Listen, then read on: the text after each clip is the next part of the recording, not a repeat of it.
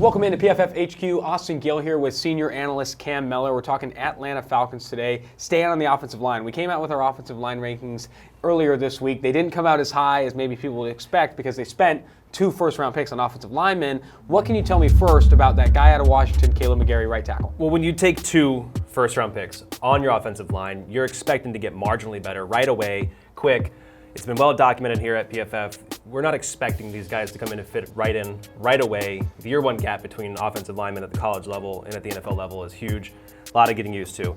For Mcgarry, he's a guy who did one thing very well, one thing relatively subpar. So his grade in college at Washington was overall carried by his run blocking. Now, run blocking, is that necessarily the most important factor for your tackle, especially right tackle? Not necessarily. His pass blocking subpar, gave up 17 pressures, including 2 sacks and a hit, on the quarterback. So he's going to have a lot of getting used to, not only to the NFL level, but also improving his pass protection for Matt Ryan.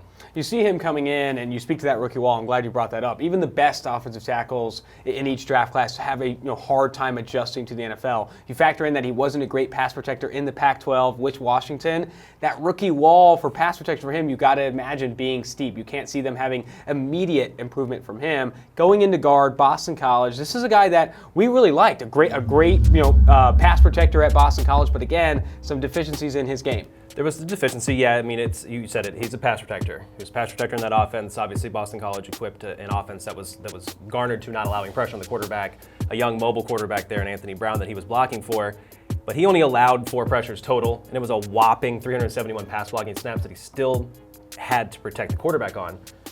Now he's not going up against guys like he's going to see in the NFC South, especially on the interior defensive line, but it's there. That pass blocking is documented for him as he comes forward, and that's where I think the gap does become a little bit easier to overcome when you are a pass protector and a good one at that, especially on the inside. So I think Lindstrom maybe has a better projection in terms of grasping the NFL level than Mcgarry does on the outside. Mm-hmm. Absolutely, and playing in the ACC, he's going against a lot of top interior defensive linemen. I think seeing his good pass blocking or great pass blocking grades at the college level, I think you could see him translate even better than Mcgarry as a pass protector. Moving to another addition, not a rookie, a veteran, James Carpenter, coming off a pretty bad season last year. What can we expect from him? The wily veteran himself, a couple years with the Jets. A couple of subpar years with the Jets, actually decreased his grade the past 2. His second lowest overall grade from us at PFF last year.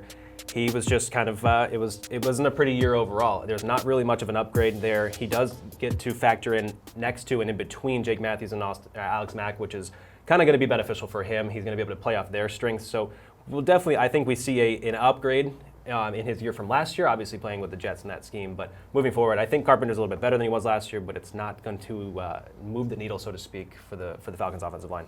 All of that combining, we know, the running back position and rushing production is so heavily dependent on the blocking ahead. And they added guys, James Carpenter, Chris Lindstrom, Kayla Mcgarry, but Devonta Freeman coming back from injury. With these new pieces, what are your expectations for him? Is he going to have to do it a lot himself, or will he have some help there in Atlanta on the line? I think he gets some help, but I think it's just something that's par for the course with Freeman. He's done it all himself, basically, his entire career, and that dates back to Florida State. The past 3 years, though, that he was healthy and then he played, he signs that big contract in 2017. He goes out, he has a monster year. He's got 3 consecutive years of 36 or more missed tackles forced on the ground alone. Another thing that's super beneficial for running back in today's NFL is his ability out of the backfield, producing something like 47 missed tackles in those 3 years. In that 3-year stretch, he averages a career 6.7 yards after the catch. So he's a guy, he's shifty. Everybody knows who Devonta Freeman is. I don't think he gets talked about enough. I know he missed all of last year, basically, after the injury in week 1. But that contract was signed for a reason back in 2017. Healthy Freeman is expected to have a big year this year, regardless of the offensive line, just because of his ability outside of that. Well, when he's such a good creator, he can gain yards after contact, he can force missed tackles, he can make up for what should be an average to subpar offensive line. Fortunately for the Falcons, they do have a guy like Freeman. If he can stay healthy, they'll have success. For more content like this, go ahead and subscribe to Pro Football Focus's YouTube channel, or better yet, go to the site at pff.com.